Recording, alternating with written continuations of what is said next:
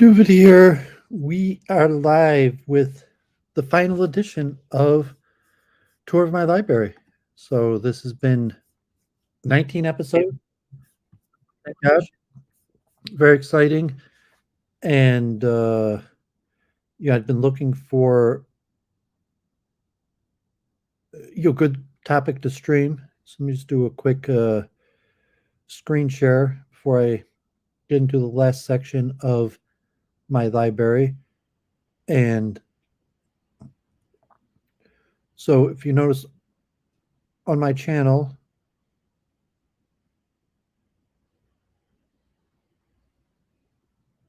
I had not too many streams. Like, thank God, Jennifer Week in Review, we've been doing that pretty regularly. But I hardly put out any content besides for, during COVID-19. So you see, I had like Hanukkah, a few chess streams, a handful of interviews, and that was about it. Since I, put out a few things on my multiple truth hypothesis over 2 years ago. Then, at Hanukkah 2 years ago, a few Hare Krishna interviews, Charles Moskowitz, uh, a few minor programs with Jennifer. I got Lipton Matthews. I had Ashish Delela.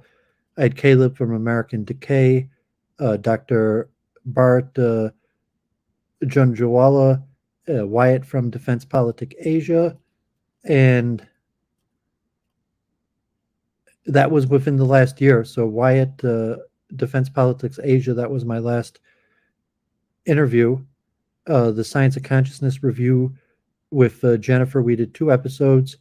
I had, a few Ask the Rabbis, Hare Krishna, the Rath this summer, quite a few engineering conferences in the summer. Even got my mom up at the Albert Kahn exhibit in Metro Detroit. Daniel from Active Inference Lab, thank God, good guest. Active Inference, a great program. And, Maurice Ashley. So I had some program, but it wasn't that much, like about once a month. And so I wanted to get back into streaming, and I decided the best thing for a weekly program before I decided what I would do would be tour my library. So I started with the 13 books that changed my life. And I had already done a video of like a tour of my library a few years ago on my cell phone of, the overall, putting up a new shelf, a lot of my civil engineering books and some of the other overview. And, so I started with 13 books that changed my life. And then I went into Krishna consciousness. I did 2 whole shelves, and I didn't go through book by book because I went through section. Maybe I'll even return to Krishna consciousness books in the future. So a lot of the books I didn't take off my shelf or just went through very briefly one by one, because I have a lot of books by the same author. Civil engineering, Freemasonry, World War II and Holocaust, Islamic books that Dishan joined me for, math and physics, 4 books on the Jewish section of my library, starting first with biographies and then moving into Jewish history, and Israel, Palestine, synagogue architecture, Torah, and then finally the Talmud and Torah, Hasidus, Kabbalah. I did more Ask the Rabbis, so I did 4 Ask the Rabbis since Hanukkah. So thank God those were had decent viewership. I did the Christian section of my library, history, political science, public policy, law, literature. Jim Bowden joined me for that. Business economics, banking and trading, the African, Black, and Native American, and the manufacture, engineering, internet, computer, invention, and science books. I did Detroit and Michigan books. Last week I did psychology, linguistics, and consciousness.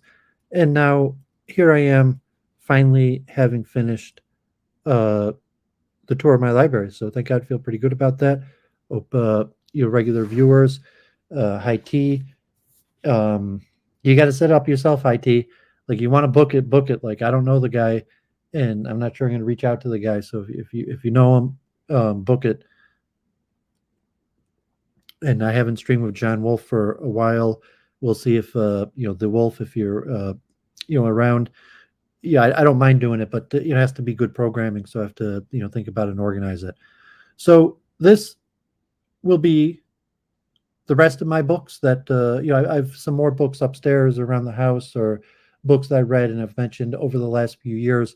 I've switched to reading books online. I'm organizing my father's library. My father has just so many books, and my father started giving me books, and I've been selling books. And unfortunately, books are not that great of an investment. Books depreciate in value extremely quickly. You find occasional books that will maintain some value. Some books you like Springer, like my math and science books. Some of those books, like Springer books, are more valuable. But so I also, I showed this on Week in Review, thank God. And so I mentioned the teaching company. So I'm not sure I'm going to show the teaching company today. However, Duvid is from the top students on Wondrium. They even complimented me on my lifetime education. And part of being the Wondrium family, Duvid is in the top 1% of Wondrium students. I've listened to last year 127 complete courses, 134 documentaries. I've explored all of their 13 subjects. Basically, I listened to everything. I listened to over 5,381 episodes, probably an average of half an hour each, most of those in 2-speed. So thank God. Probably in some of the past, I've went over teaching company courses also. So I'm probably not going to go over any of the teaching company courses, but and also edX courses, various things that I do to supplement my education. Although these days I read mostly from the computer. I haven't bought a book in a while. My dad, I still read from books, maybe half an hour a day even. My dad's still giving me books, and I'll show today, especially in the philosophy, quite a few books that my father has given me. And good to see you, Jen. So this week should be interesting. I have some theology, philosophy, esotericism, and mythology, and some of the stuff I have shown before. So let me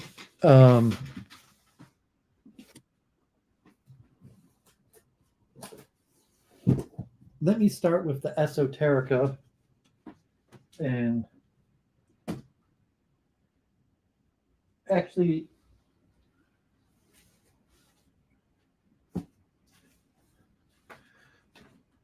think of the best way to do this. Okay, sorry about this. So let's jump straight into the books, and I will start with your brief just mythology. And I don't have that many books on mythology. I have the Joseph Campbell collection of the Masks of God. It's actually 4 volumes. I have the fourth volume upstairs. I'm still finishing it.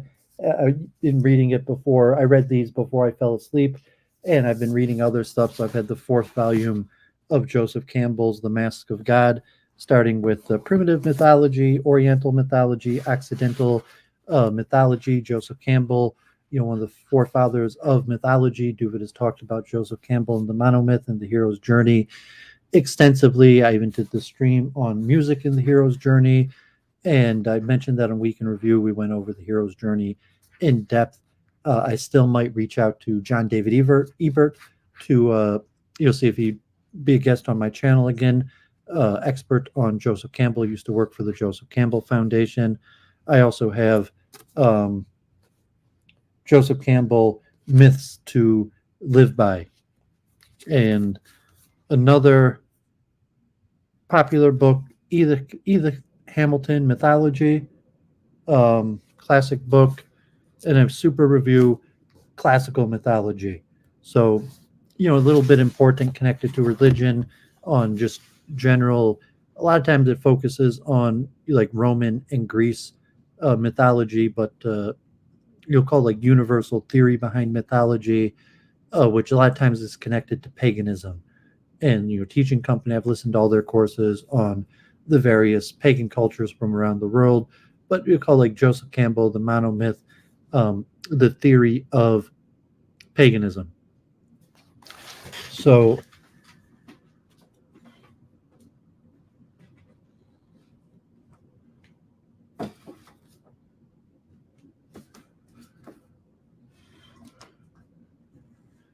next, let me look at some generic philosophy. I'm going to show my classics last, my books on classic philosophy, and I have like older editions of classical philosophy. So these are books like I'll call general philosophy. Some of them pretty interesting. Here, I might have shown this in an earlier one that was by Christianity. I decided to put it Gnostic philosophy from ancient Persia to modern times. Gnosticism, very important for a lot of stuff we talk in Week in Review, and the precursors of philosophy of dualism and reincarnation and Kabbalah. So, good overview. Here also, Western atheism, a short history. I have more research on this, and we can review multiple truth hypothesis. Interesting topic. I read this one recently. I think my dad gave me this one. Reality, Peter Kingsley, and it's hard to even describe this book. It's an overview, kind of like ancient Greek stuff and philosophical excursions into the basis of reality. I'm not even sure it's that great of a book, but my dad gave it to me. I read it recently. Hey, Mames, good to see you. This is a really good book. So I highly recommend this book. It's a university textbook. Annette Rottenberg. Maybe I showed it before in another section, and it could possibly go together with politics, elements of argument, and it goes over logic, rhetoric of argument, and then political debates like gun control, abortion, taxes, and breaks down the structures of the argument and the logic on the various sides of the argument. This is the 6th edition, from like 20 years ago when I got it, and maybe as future editions. I think they use this in university courses on, and highly recommend it for having a good understanding of the logical structures of political argument and rhetoric.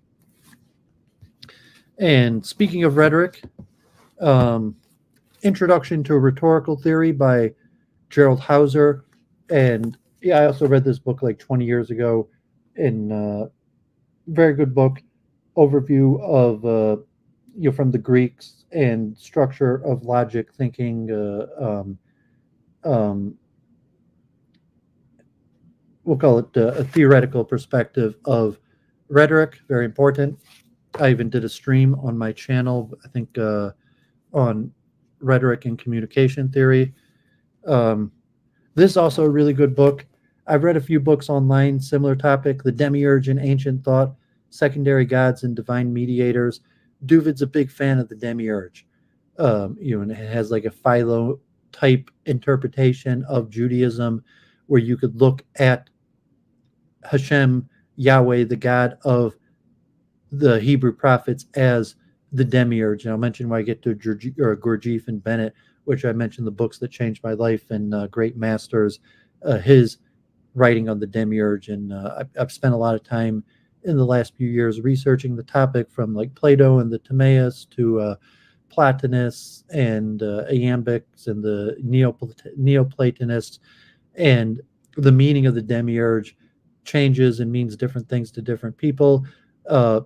A generic understanding could be like the power of force of progress, although it could also be understood as the material nature, It's disputed the exact meaning of the demiurge, so this is a good academic book.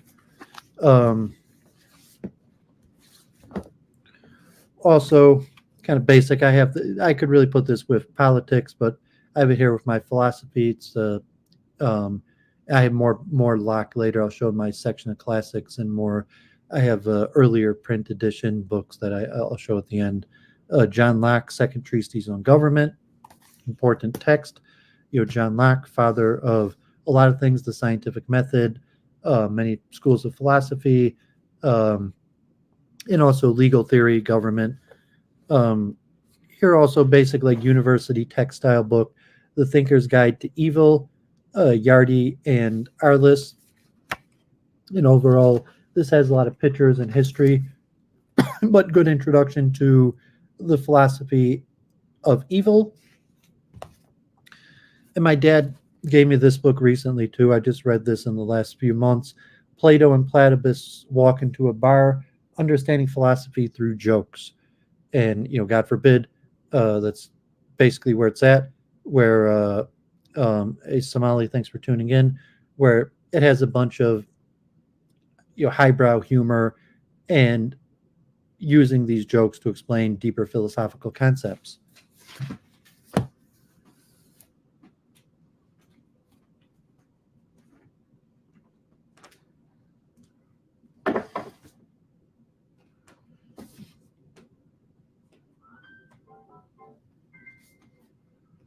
Okay, so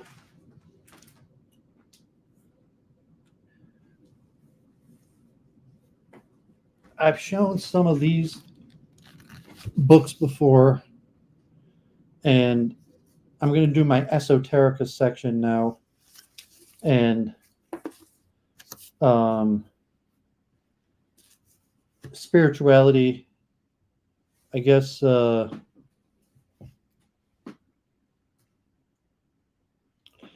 yeah, so I showed some of these in my Freemasonry section. So let me show, some of these again. So, here, Madame Blavatsky and the Secret Doctrine. And I mentioned this during Freemasonry, like Blavatsky and her students, Olcott and Annie Besant and others were also Freemasons and set up at a time there were over 100 institutes of Theosophy in India, very popular in, talking about a week in review with Jennifer, where Theosophy has become less popular. It was very popular for a while. The great world teacher Krishnamurti, maybe in like the 60s or even earlier, going back 100 years. Gandhi got his start in Theosophy. There's a lot of interplay between famous occult figures and Theosophy. The scholarship is unclear how good the scholarship is. So I have a few books of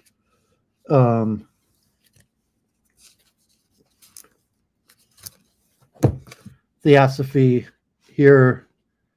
Blavatsky's also The Key to Theosophy, Basic Introduction.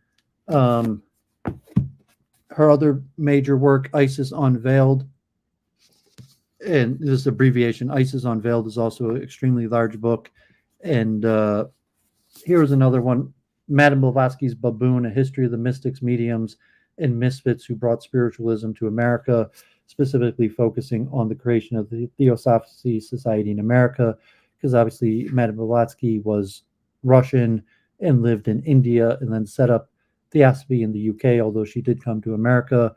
But Theosophy was probably the biggest in the US, although its base was in London and in India. So, all interesting basic books. I showed this also related to Freemasonry because Manny Hall obviously was a high-ranking Mason and wrote other Masonic literature that I have on my Masonic shelf. I just showed this, The Secret Teaching of All Ages, that although Manny Hall is a famous high-ranking Freemason, is considered a classic of esotericism and occultism.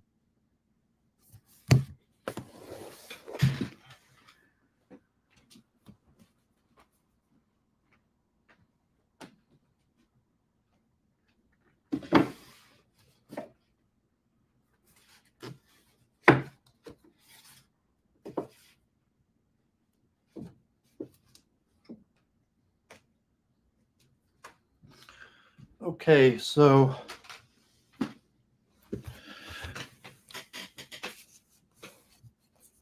I think I showed this one also in relation to Freemasonry. You got a little water damage. The True and Invisible Rosicrucian Order, basic book on the history and origins and some original text of the Rosicrucians, the Rosicross.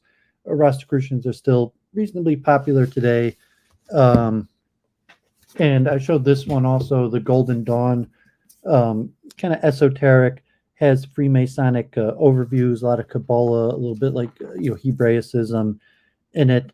Generally, I'm not that much into this stuff, but little literature on it. Here also Franz Barden, Initiation into Hermetics. Interesting. This is an interesting book also, and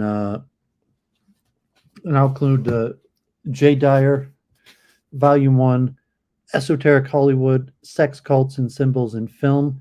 I got this when Brundle was trying to set up an interview with J. Dyer and never worked out. So, it's a decent book. Interesting stuff. J. Dyer's still around. I occasionally watch his content, but I'd bought the first volume, Esoteric Hollywood, and looked through. I'm not such a film guy, so I think now he has multiple editions. And Duvid had went to school with University of Michigan, John Morgan. So when I was in University of Michigan, John Morgan of Arctos and then Countercurrents was a graduate student of some sort there, and he used to come around to the Hare Krishna temple. He lived in India and loose affiliations with the Hare Krishna temple, and we were friendly for a while, and I guess our friendship drifted apart, over counter-Semitism. But he was a big bibliophile. He had a degree in English. He knew a lot. And then after he left Michigan, he ended up in Hungary and started working together, and maybe with Arctos, and founded Arctos. And that was even before the alt-right, like 2012, maybe like 2012, 2013, that I had met John Morgan over 10 years ago. I haven't seen John Morgan since then, over 10 years ago when he left Michigan. But we were at University of Michigan at the same time, and obviously there are tens of thousands of people, but we met and became somewhat friendly because we were both bibliophiles, and he had been a member of ISKCON or like a rival offshoot of ISKCON, and used to come to the Hare Krishna temple, and we spoke multiple times and had love of books. So I think his organization published this. So this is actually Countercurrents, Savriti Devi, The Lightning of the Sun, and she's very popular among occultists, and I guess she, I don't recall, like a Nazi, neo-Nazi. She was in India, and she was Italian, and had interesting occultist writings. So The Lightning of the Sun is a collection of her writings. And then here, Hitler's Priestess, Savriti Devi, The Hindu Aryan Myth, and Neo-Nazism. And this one's actually New York University. So this is a Countercurrents publication, like John Morgan and others. And this one, Hitler's Priestess, is a academic book. Very interesting. I have other books in my Hindu section and World War II and stuff that I've read about the occultic origins of Nazism. That's a topic that's very interesting to me. Oh, Ashley, good to see you. I popped on your chat yesterday for a minute, but you always seem to be talking about relations, which I guess is good content, but it's more intellectual. So if you ever have a more philosophical, panel or something, feel free to look me up, send an invite. But good work. I see your channel keeps growing, and I saw your buddy Sarah on modern day debate. Like, I think she performed well. So God bless. Thanks for tuning in.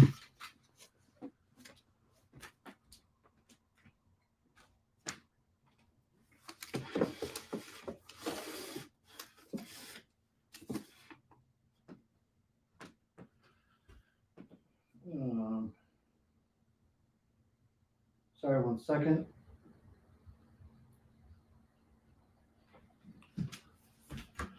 So when I lived in New York City, they had a few interesting bookstores. There was one right near where I lived, like a smaller one, and there's a bigger one, East West Books, and they had a whole bunch of books. I went there a bunch of times. They had interesting topics. I'll just show these real quick. I've read Dianetics, like I showed these before. I have a little Scientology. Duvid went to Scientology in Manhattan a few times. I read their literature. Scientology like reopened up. They bought a center and redeveloped in Detroit. I haven't been to the Scientology center, but I know Scientologists. I get like their Theta newsletter, but I never actually made it to the newly developed Scientology center. But I had went to Scientology a few times in New York City. I think I found them through like the subway, and they actually have like a headquarters right there on near like Times Square. And I went to an event. It was actually interesting because it's like a little bit idolatry, where they have like statues of L. Ron Hubbard all over the place. And I remember the woman who was, it was like a newcomers event, or I went to a few events, and they speak to the statue of L. Ron Hubbard, not like an idol, like a service, like a deity, but the woman, she would mention like L. Ron Hubbard, and then she would turn to the statue and be like, "Props, L. Ron." And I could act like that sometimes too, like because like Duvid, reads and thinks about so many people who are no longer alive. So like I could like turn to like Prabhupada, or even like Kant or Descartes. And if I saw like a statue of Descartes, I could probably just start speaking to his statue. But the first time I'd seen that was actually at Scientology, and the woman was like talking to the L. Ron Hubbard statue. But a little interesting. I mean, like deep Scientology is a movement. There might be cultic type things or behind the scenes. I had a friend here in Metro Detroit that like was involved in Scientology and then got out and said bad things about it. But say it's a little bit neutral. There's a lot of people involved. Maybe like at the core of its theology is a little bit weak. I'm not sure where my copy of Dianetics went. My dad actually has like almost the whole L. Ron Hubbard science fiction collection, because my dad loves science fiction. I actually sell L. Ron Hubbard's science fiction books. So it's a little interesting history. Just esoteric Scientology is from the big ones. Here's like a little known guy, Omron Mikhail Avanau. What is a spiritual master? And he was Bulgarian before World War One, like a contemporary of Gurdjieff, of Eastern Sufism, like Afghani Sandmount. It is actually pretty interesting stuff about the nature. What does it mean to have a spiritual master, to be a spiritual master, the qualifications, dualism, and various topics. And I'll show this. Like, this was probably my favorite esoteric, John Baines. I even mentioned, I remember talking with John Morgan about John Baines. So John Baines, I think I got these at East West Books in Manhattan, and they're like Hermetic psychology. So he's got a few books here. The Stellar Man, which you see a picture of John Baines. I'm not sure if John Baines is still alive. It's an alias for Dario Selmas Summer. And it talks about general spiritualism. Here, the secret science for the physical and spiritual transformation of man. And morals for the 21st century. So kind of like generic good esotericism, self-improvement even. You mean not like kind of like Andrew Tate, but Andrew Tate eventually joins Islam, but some form of spiritual principles for self-improvement. Yeah, I sell books online I have an eBay.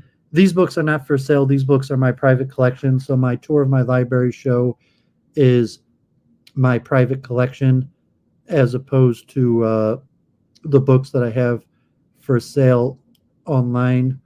So you could find Duvid on eBay also. Put the link in the chat.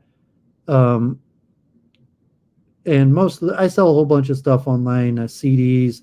I'm going to be moving into LPs soon. I even have some manga behind me. I saw if memes is still in the chat, like One Hit Man. I was looking through some of my boxes, so Duvid might have a few copies of One Hit Man. I got some like Naruto, but these are actually my personal collection. And these books I'm showing are actually books that I've read. So a lot of the books that I sell are your generic fiction stuff that I've never read. So these are all books that I'm giving an actual overview of from my reading.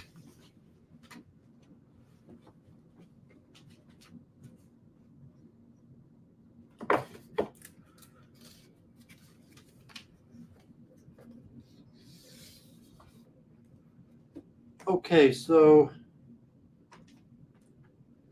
I have a whole bunch of books on theology. Let me finish my Esoterica and Gurdjieff. One of my favorites is Gurdjieff. Yeah, I'm going to put these up for sale. I just got in, I don't even know what these are. Naruto and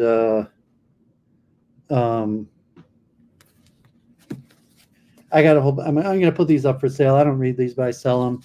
I don't know if you like anime. Pretty Face and Ralgrad. I don't even know what these are, but I'm going to put them up for sale. Like, I don't really read fiction, but I sell it. Like, fiction's more popular than nonfiction, so the majority of what I have up for sale is fiction. But personally, I only read nonfiction. So next is my Gurdjieff section, and the fourth way, very popular. I like the literature. I've met Gurdjieff. I think like Oswald, the guy who goes by Oswald Spengler in my chat, is a big Gurdjieff guy. Like the dance moves, there's a lot of interesting wisdom. However, yeah, the spiritualism, it's like an alternative approach. So this isn't really a Gurdjieff book, but Gurdjieff is, in largest term, probably most popular for the Enneagram, the 9-sided polygon with the spiritual personality types that are arranged around the Enneagram, and then the certain relations between people around the Enneagram. So this one's not actually a Gurdjieff book. This is like a generic book. I'm not even sure if it mentions, I think it mentions Gurdjieff in here. Let me see. I read this like well over 10 years ago. Yeah, so I mean, it mentions Gurdjieff a handful of times, but this is a generic book on the Enneagram. The Enneagram now is popularized, but one of the first people to talk about the Enneagram and popularize it in the West was Gurdjieff. Gurdjieff's, I don't actually have a copy of Gurdjieff's main book. Gurdjieff has two books, Meetings with Remarkable Men, that's made into a movie, and Beelzebub's Tale. So this is like a commentary on astrology and Beelzebub Tale, a little bit interesting related to astrology. But the two books by Gurdjieff, he was more like an oral teacher, and people, maybe his Meetings with Remarkable Men also Beelzebub's Tale. Like the people in part of the movement read it, but the main scholarship of Gurdjieff comes from two of his main students. So Gurdjieff's main student is P.D. Ouspensky, and his main book is In Search of the Miraculous. That's somewhat autobiographical of Ouspensky meeting Gurdjieff in his search, and he was Russian and in Eastern Europe and the Middle East, and the overall teachings and esoterist, and the other main student of Gurdjieff is Bennet. So here's another Ouspensky book, Consciousness and the Search for Truth. And this is a very interesting book. Like Gurdjieff's take on consciousness and spirituality, especially through his students, is actually quite powerful. The other main student of Gurdjieff and one of my favorite authors. Oh, here's the other Ouspensky, The Fourth Way. So Gurdjieff's movement generally is called the Fourth Way, and I forget the relevance of the Fourth Way. If you look it up Wikipedia, I might come back and talk about a general overview of Gurdjieff. Skyworks, I don't even know if I may not even be pronouncing Beelzebub or Beelzebub right. So Gurdjieff's movement a lot of times referred to the Fourth Way. There was a little bit of dispute between Gurdjieff's students. So J.G. Bennet is one of my favorite authors. Very interesting. He's got a 4-volume series that I read online.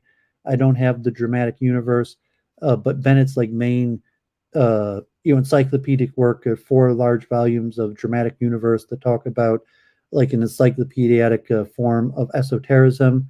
So here's J.G. Bennet making a new world, and another deeper man. And maybe in a future video, I'll go in detail about Gurdjieff Bennet view of esotericism, the soul. I mentioned this in the books that changed my life on the Masters of Wisdom, an esoteric history of the spiritual unfolding of life on this planet.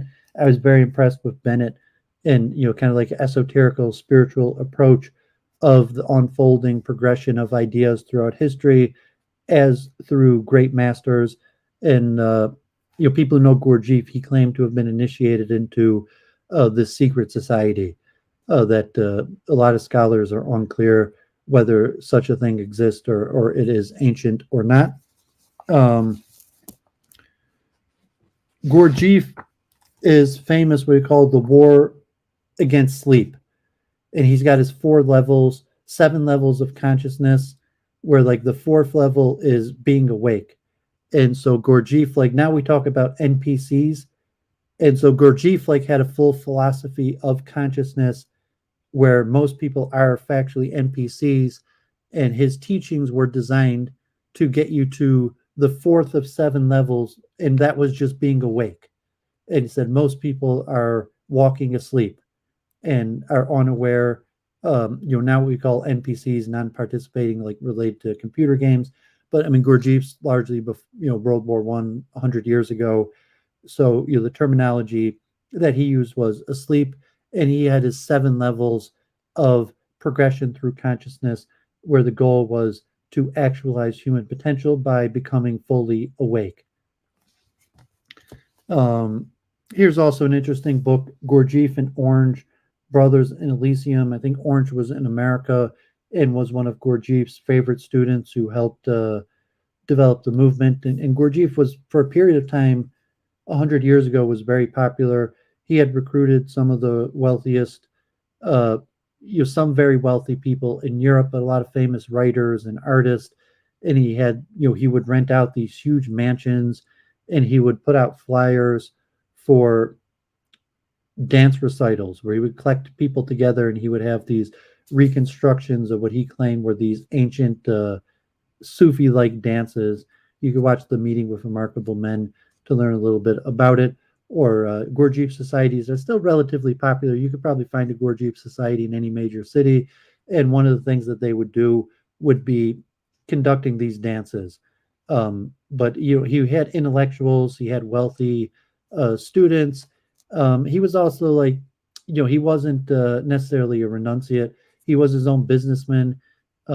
He made his own small fortune, like with Persian rugs that he would import to the West and sell.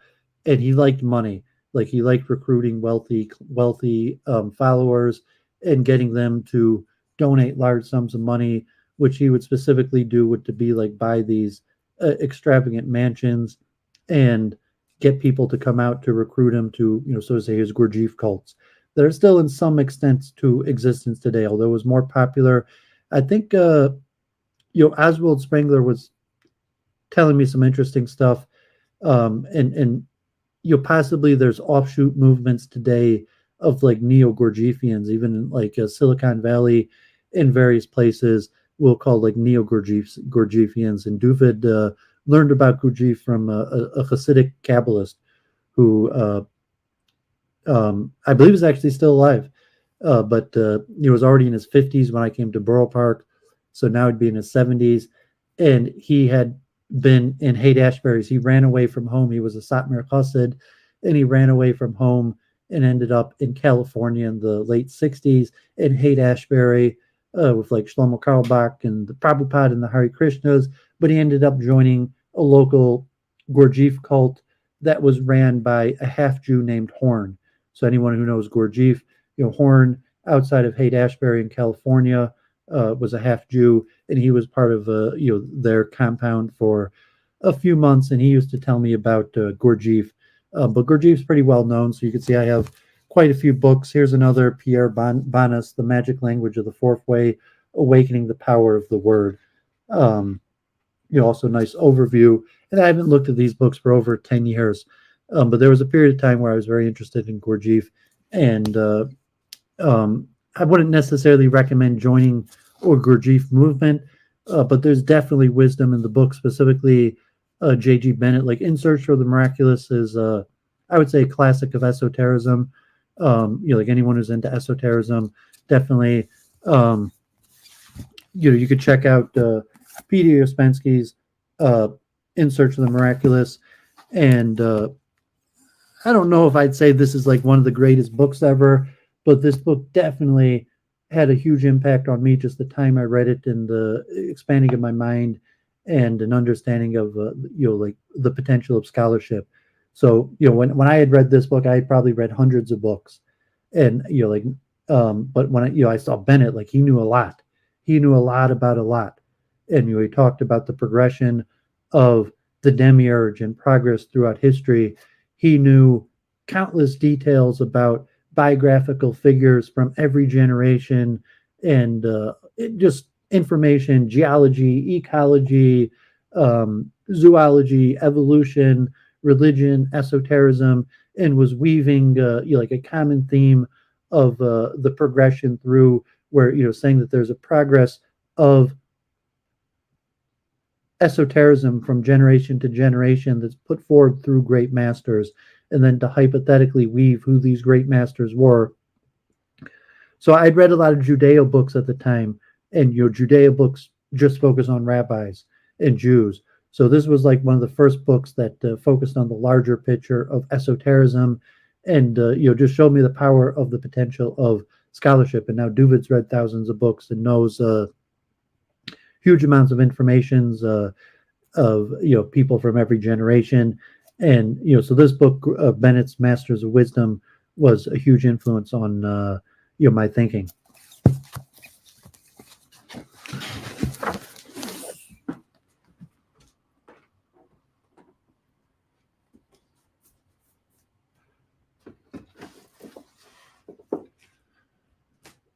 Okay, so next, these are, I put them in general theology. Some of these could have went other places, but these books are, I put together in theology. So here, Deepak Chopra, How to Know God, The Soul's Journey into the Mystical Mysterians. I have quite a few Chopra books I haven't read yet. I mean, they're mediocre. Chopra's a regular at the Science of Consciousness conference. He's friends with Stuart Hameroff and a big draw popular figure. He's, a friend of the ISKCON Hare Krishna movement.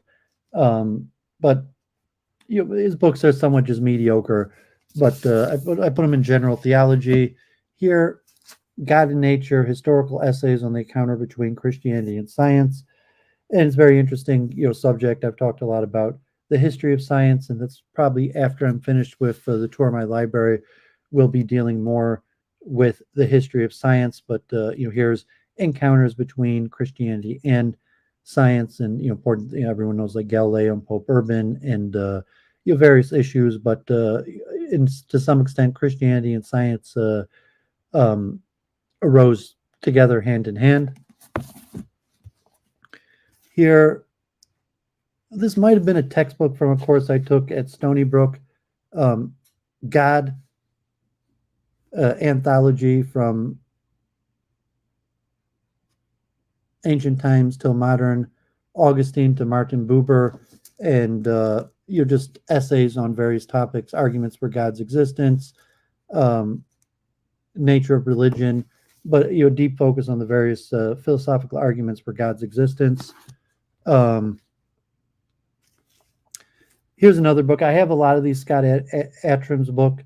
So I had this with my Religion and God We Trust, the evolutionary landscape of religion.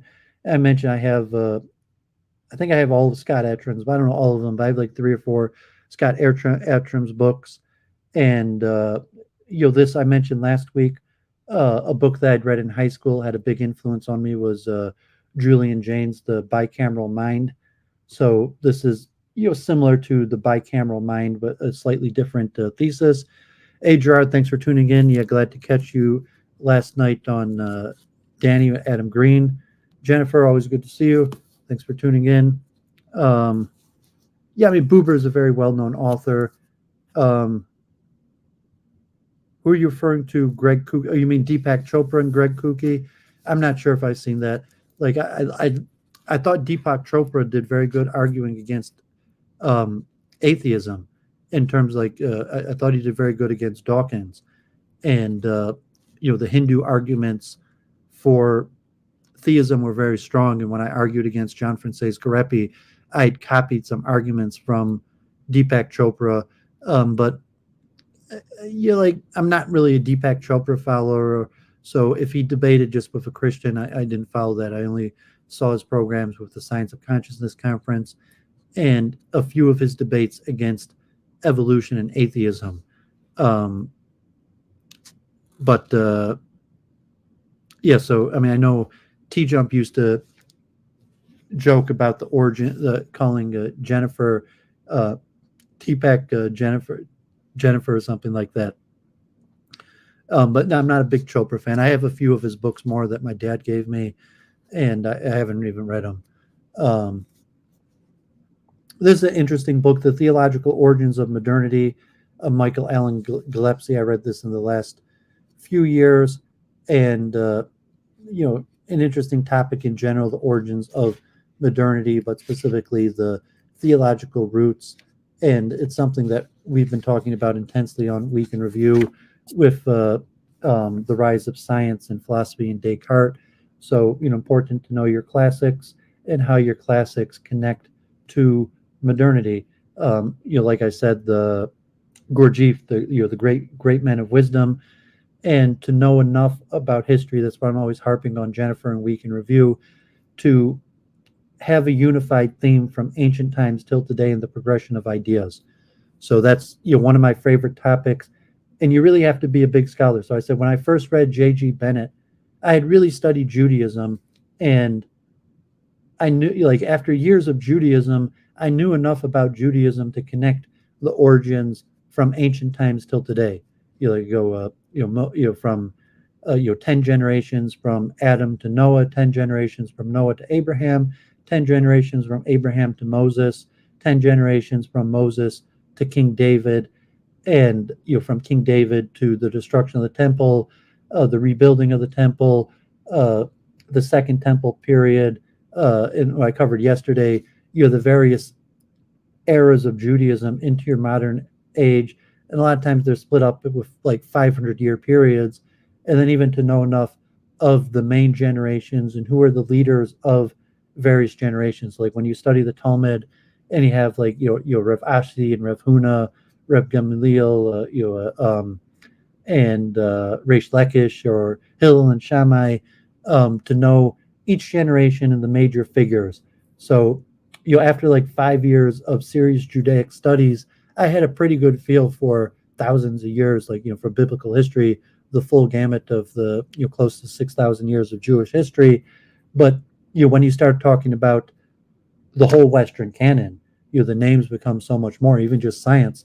Like the last few weeks, like focusing on Helmholtz. I read on Week in Review the article about Helmholtz and the meeting with Maxwell and Stokes and Lord Kelvin and the various names. So you're just talking about like the scientist of the Royal Society of London, the leading figures in Germany, Königsberg at the time, let alone like globally. What was happening in India and China and Israel and the U.S. at the same time. But to know enough about a subject to weave together the progression of ideas over time. So even if it's something like modernity, like I've talked about the degeneration of music, and music of the 60s, 70s, 80s, 90s, where you talk about starting with the pre-Socratics to Aristotle and Plato, to the rise of Christianity, all the way through the Enlightenment, and to weave forward the progression. So like now at this point, Duvid has read thousands of books and knows quite a bit. But those are kind of my favorite type things, where you know enough about an idea. And Jennifer always gets upset because to write, you got to do the historical review and due process and due diligence. So I have quite a few books. I think I got these books at Shaman Drums, and these are generally good books. I like these type books. Also, so there's Altruism and the World Religions. This is actually Jacob Neusner, the conservative rabbi. Me and Luke Ford talked quite a bit about Neusner for a period of time on the Judaic studies. Big scholar.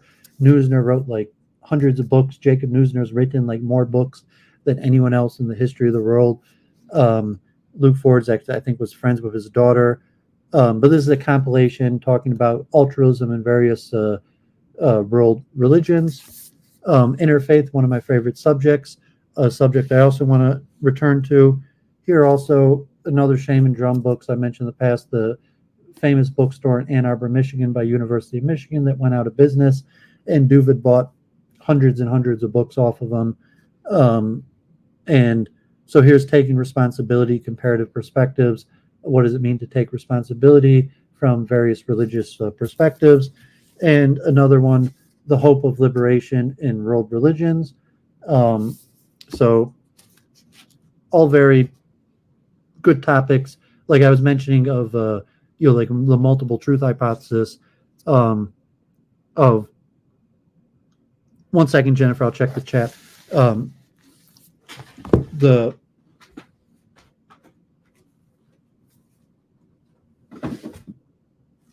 multiple truth hypothesis, and looking, for that, if you read my essay, arose from interfaith. However, the interfaith, where you talk about a topic like altruism, taking responsibility, liberation, and then how various religions understand and interpret these topics. So very interesting idea. So you could also talk about the historical evolution of the topic, but then also the current understanding of the topic and the various schools and understanding and differentiations between the various schools' approach on the topic. So if you had a question for Duvid, you could do an @Duvid. I nap on that couch occasionally. Usually, most days I don't nap, but occasionally I get tired. I'll take a nap. So I nap on that couch. I have another couch in the other room too. Interesting book, Religious and Spiritual Groups in Modern America. I think another similar book. This one's more. This includes like Gurdjieff, the Hare Krishnas, Christian Science. This is also a Shaman Drum book. This one I got already at Stony Brook, A History of Heaven. Jeffrey Burton Russell. Interesting book, another important topic, the idea of heaven, where it comes from. This is a topic definitely I'm going to return to more in my writing. Battling the Gods, Atheism in the Ancient World. And you've talked about, I've mentioned this with Jennifer many times on Week in Review. Hey, Lox, thanks for tuning in. Purple Pumpkin. So, what did atheism before the modern materialistic age? So in the ancient world, most atheists were still spiritualists who believed in the soul. There was ancient schools of materialism. However, atheism meant they didn't believe in the deity. And, like nowadays, we're like, well, maybe the world wasn't created.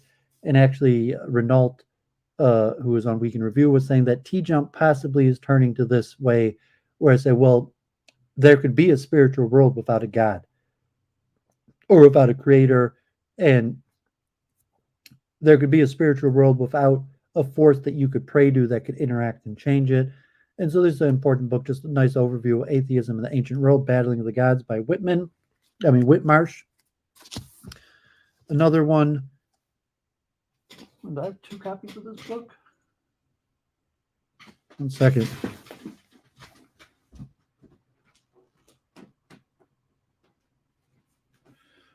Yeah, I actually have 2 copies of this. I'm going to sell one of these. So, Juvid has 2 copies of Western Atheism, A Short History. I'm not sure how that happened. So, I'll put one of those up for sale. Here's God Theories, Kevin Ungerek, and I forget what this one was about. I guess it's kind of like a theory of everything type one that has the inclusion of laws of science and the connection to God from a Christian perspective. Important book. I could possibly put this book with Philosophy, Metaphysics, 4th edition. Richard Taylor, just a philosophical overview of metaphysics. Here, C.S. Lewis. My dad's a C.S. Lewis fan, especially his writing on Christianity. It's pretty popular. So here is C.S. Lewis and Sigmund Freud debate God, love, sex, and the meaning of life. The questions of God, comparing the approach of C.S. Lewis and Sigmund Freud. I have somewhere, I think I have actually like the whole collection of C.S. Lewis on God, like a 4-book collection somewhere that my dad gave me. I haven't looked at, but my dad's a C.S. Eliot fan, C.S. Lewis. Another interesting, Eroticon, God forbid, essays on Eros, ancient and modern. So, a book about the history of sex, various views on sex, erotica, and the spiritual approach to erotica, especially interesting in ancient times, the pre-scientific era. Like many times in ancient Greece, many thinkers thought that sexual attraction was a form of possession by the gods, and even, God forbid, like the power of a male getting an erection or something was a form of possession by the gods. But interesting history on the topic. Oh yeah, Gerald Perry. Yeah, last week I showed my copy of Civilization is Discontent. That's my favorite Freud book. I had my father has the whole collection of Freud.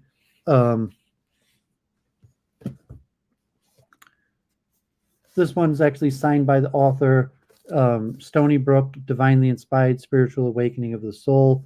Kind of like generic, I guess actually a Jewish author who became spiritually awakened in his middle age. Here's another interesting book, Transcendence, edited. That's like an overview. What is transcendence? A philosophical overview, compendium of various people on the theory of transcendence. um, God, Man, and History, Eliezer Berkowitz, and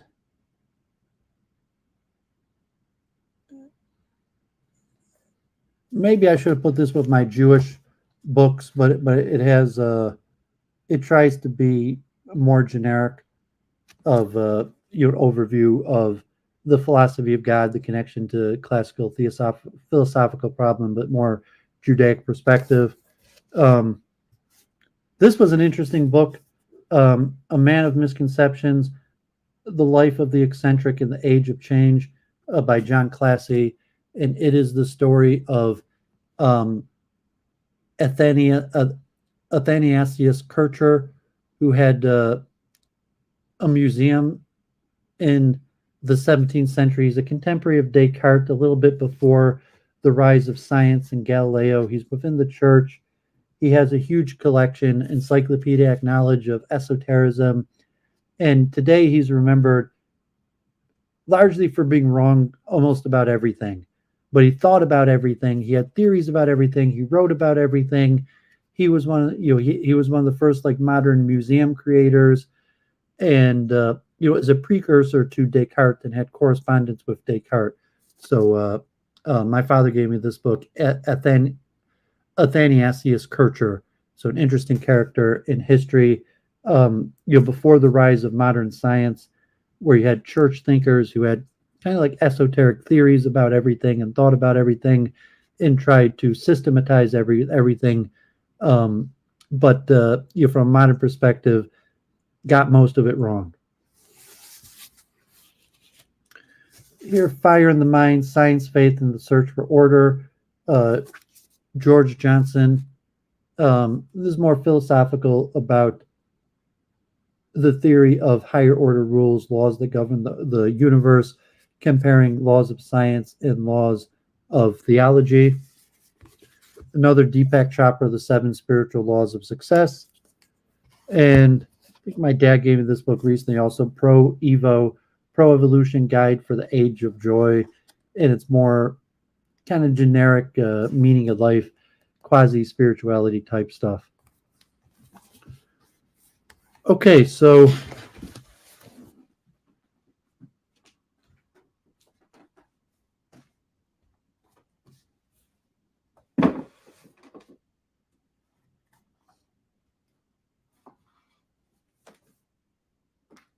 that somewhat concludes the tour of my library. So these are classics. So I'm going to show some classics, and I have them organized somewhat by size.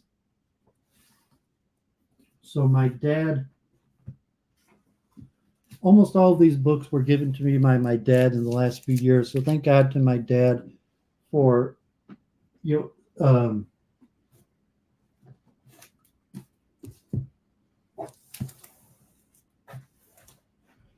grounding my education in the classics.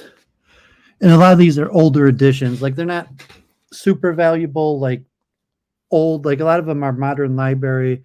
I have a lot of them for sale of the fiction ones. So I have a lot of classics of literature for sale on my eBay. So like popular fiction. Okay, yeah, sorry about that, Jennifer.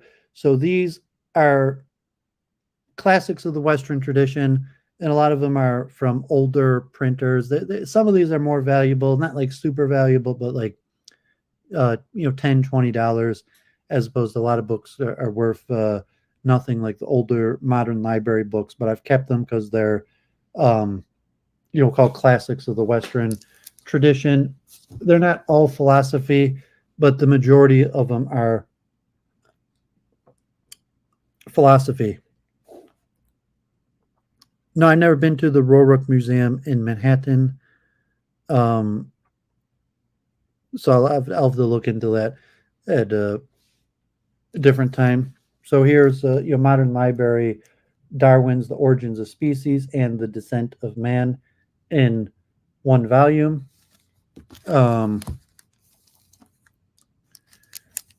This randomly, the Thomas Carlyle's The French Revolution. So not all of these, most of them are philosophy. So here's John Dewey's Philosophy, Intelligence in the Modern World. And so most of these I haven't read. I keep them for reference, and I don't know if I read them, if I read them from, these these are semi, modern library. These are more valuable. Some of these are worth tens of dollars. So John Dewey, famous American philosopher. Here's also modern library, the essential writings of Ralph Waldo Emerson. Karl Marx Capital Volume 2. I don't even know if I have Karl Marx Capital Volume 1. Here's Freud, The Interpretation of Dreams.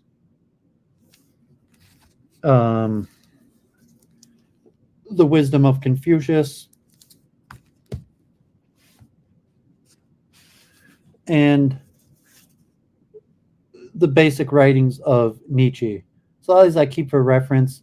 I would like it one day to read through the classics, and thank God my dad has an extensive library of the classics, like thousands of books, and some of them even earlier editions, more valuable.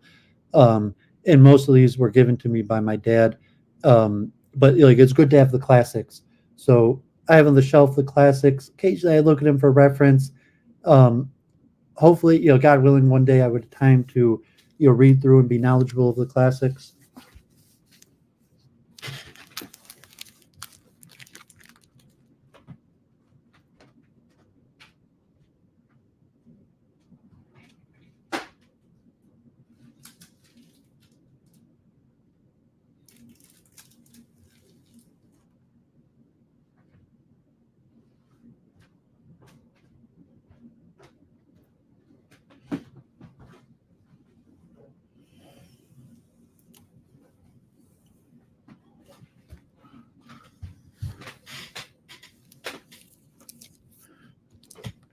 David Hume, A Treatise on Human Nature. So I've read actually a decent amount of Hume. Very important.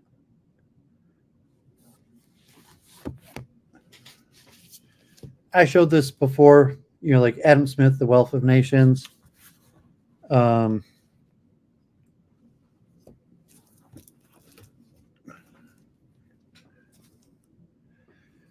Here's the classics, The Making of Society, an outline of sociology, that has collections from Plato till Mussolini.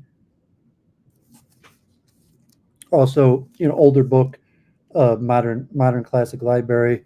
I'm not sure what year these are. Some of these books are, I mean, it's probably only worth like $10 or something like that, but semi more valuable. It's a earlier edition. Here's a Kierkegaard anthology. Also, these are all modern classic, earlier printings. Kierkegaard anthology.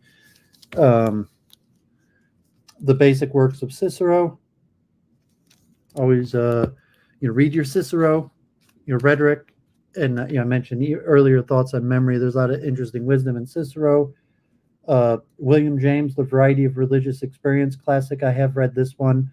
This one's definitely a classic, and I've talked in my essay on self-formation. I talked extensively about William James, but specifically when I first got into religion, and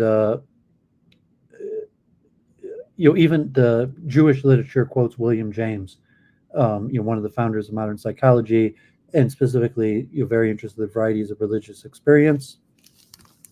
In William James, I think he leaves Christianity even. Also, Pascal Pensi's and the Provincial Letters, the famous Pensis and Pascal's masterpiece of religious controversy. So you have things like Pascal's Wager. Pascal's also a famous mathematician. So, Pascal from the classics.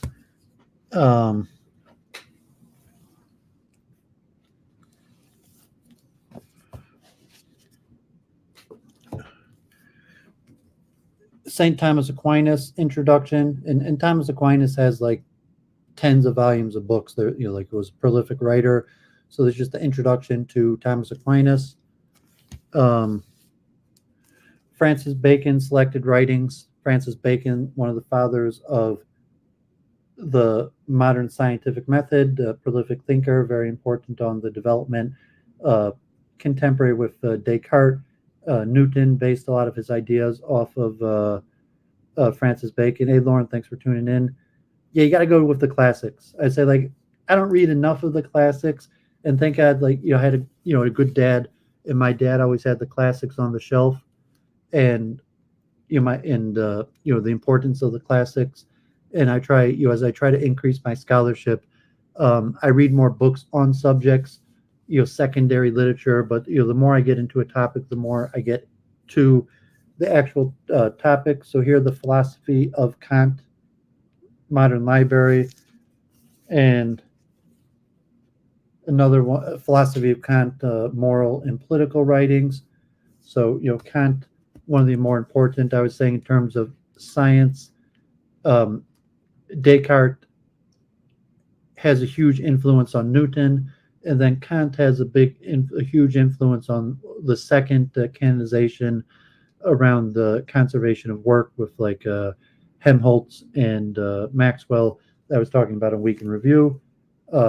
Montaigne, Collected Essays, another important political history philosophy.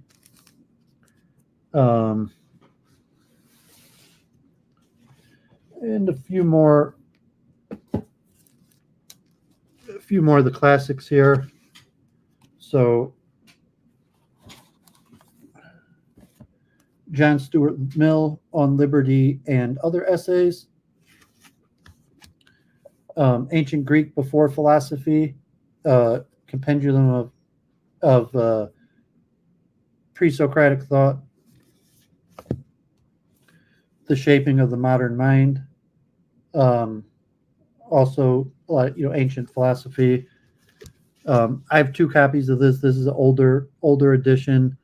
In my African section, I showed another one, The Soul of Black Folk by W.E.B. Du Bois.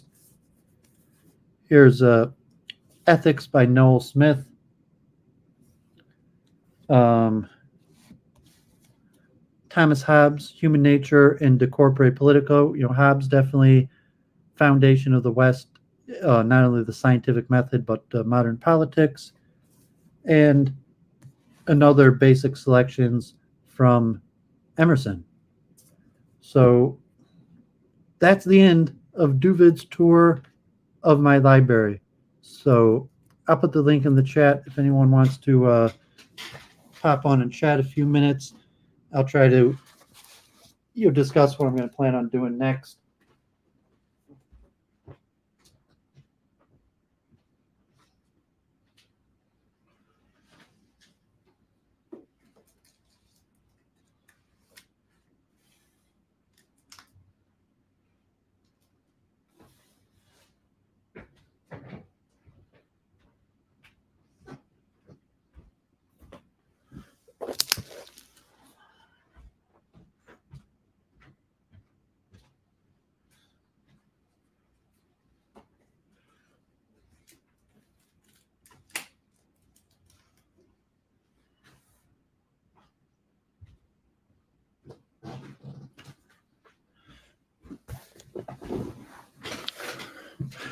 Yeah, so my dad is having construction at his house, and he's having like a whole library made. And my dad literally has like tens of thousands of books. And so I will be organizing my father's library. And he likes fiction. I don't really have fiction. I sell fiction, but his collection of classics. So not only the collection of fiction, but also like nonfiction. My father has a huge section on science, on physics, on law, on the history of medicine and science. He also has like a ton of biographies of all types of books. So my dad's more paranoid. Like he probably wouldn't want me filming and putting up on the internet. Maybe one day I'll do a tour of my dad's library. Interesting stuff. Um, I'm not sure I have Emmanuel Swedenborg. I had a history of the heaven and hell, but it wasn't Swedenborg, just a generic. I have to look that up. I mean, there's so many books up there that Duvid's read a lot of literature. Um, if you had like expertise on a subject, maybe you know like all the major authors. But there's so many books that it's like, have you read this book? Have you heard of this book? That still, like most books, I haven't heard of, and even stuff that I sell. Um, Even areas like my expertise, like Judaism or something. So it's just too much. Like, and I spend almost all my time reading. I spend like half the day every day reading, and I have online now close to like 500 books in my queue, and I just got like I had it down to no, I don't have like any poetry, not a single book on poetry, Jennifer. Uh, I'm not into fiction at all. Like time is short. I want to accomplish, so I largely renounced myself from um, entertainment. Will include maybe fiction literature. So just time is short. Like I do a little like week in review. Sometimes I'll sing a song or examine music, poetry, but I don't read poetry. Occasionally online, or I'll look at something, or I said like my dad's collection. Um, so like just time is short. You can't do everything. Said my father has the fictional classics, so I organize them. I listen to the teaching company, but I can't bring my head to read fiction, like just to read like a story to get into it. I can't even bring upon myself that kind of concentration. So even like a classics, like it was the best of time, it was the worst of time. Like it is a well-known truth that any man in possession of a small fortune is looking for a husband or something like that. I couldn't even bring myself to get into it. I've had these books behind me for a long time on science fiction. So like the classics of science fiction. I've been watching a little bit. When I can't concentrate, I watch these like movie recap channels that recap stories. But I just don't have the headspace for fiction literature. Like I'm not exactly like literature. Like I've renounced myself for it. Like where I say like human humor, entertainment in general is somewhat degenerate. I would put that like fiction and poetry. I don't know because it's degenerate, but my mind works more just in nonfiction. It just doesn't interest me. I can't even find myself the headspace. Even kind of like TV. Sometimes I'm in places and people are watching the TV, and like, oh, what's going on? What's the story about? Who are these characters? And it just doesn't.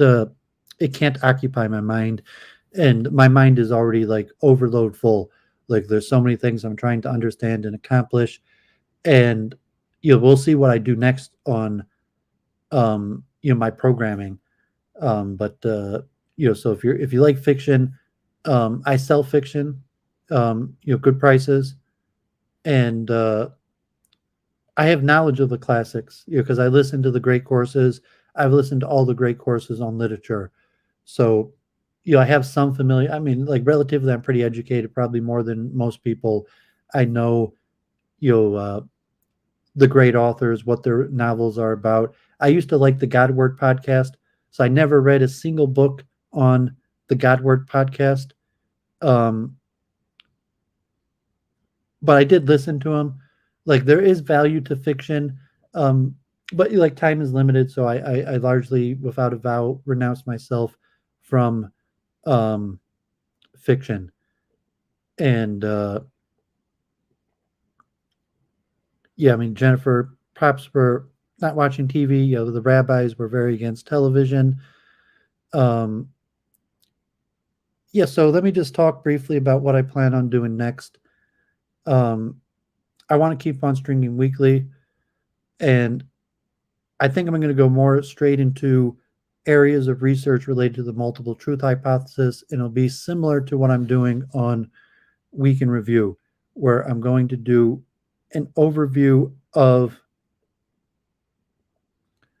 the history of science, Freemasonry, and philosophy. I'm going to focus a lot on dualism, monism, panpsychism, and also on the creation of um, modern science.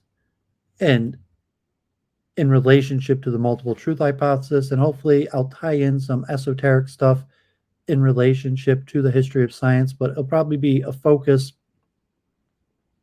I might even call it that. My next series will probably be on the history of science. So if people have been watching Week in Review, that's what I plan on doing. Hopefully, maybe next week, Wednesday, I'll keep the Wednesday 4 o'clock time frame, and I'll probably be reading some academic papers, and so we'll see about that. But hopefully, I'll continue with the weekly program, and I'm not sure interviews. Like maybe I'll get more proactive, and I'll try to start interviewing. Like eventually, I'm going to get into consciousness. So I said my main thing I want to stream regularly on is consciousness, but I'm going to start with probably the scientific revolution, Descartes and Newton. Maybe I'll do a little excursions into ancient Greece and an occasional Ask the Rabbi, every few weeks. And eventually I want to get into regular streaming on the science of consciousness and expertise. I have some research on humor that I would like to get to. So if I'm in the habit of streaming weekly, putting forward some of my research and ideas, hopefully you'll build a little audience and share what I'm thinking. And hopefully also I'll reach out and have some interesting guests and interviews with occasional Ask the Rabbi every few weeks. So I guess with that's it. So if anyone, I'd put the link in the chat. Didn't look like anyone popped on wants to chat, but I'll put it out there one more time if anyone has a quick question at Duvid. Otherwise, I'm going to wrap it up. There's an event tonight I'd actually put on my channel, the past Muslim-Jewish interfaith with two professors of Judaic and Arabic studies, Saeed Khan and Howard Lubavitch. And it was supposed to be at a mosque, but there's like ice storms in Metro Detroit right now. So there's like sleet and the roads are very icy, so they canceled the in-person event. So it's going to be online. So I'd streamed it in the past. Next week's at Temple Bethel, where I had my bar mitzvah, but they have their own filming. And the third week is at the Bloomfield Library. So maybe the third week I'll live stream it. So that starts at 7 in an hour and a half. So I guess I'm just going to wrap it up. So 20 episodes toward my library. It's possible I'll come back. Like if people could join my Discord and, if you want to talk more or have any ideas, I might do more, not tour my library where I'm going to do whole sections, like tens of books, but I'll cover a topic and book recommendations in relation to it. For example, like Gurdjieff and the Fourth Way, maybe I'll do a stream on Gurdjieff and the Fourth Way overview, interesting topic.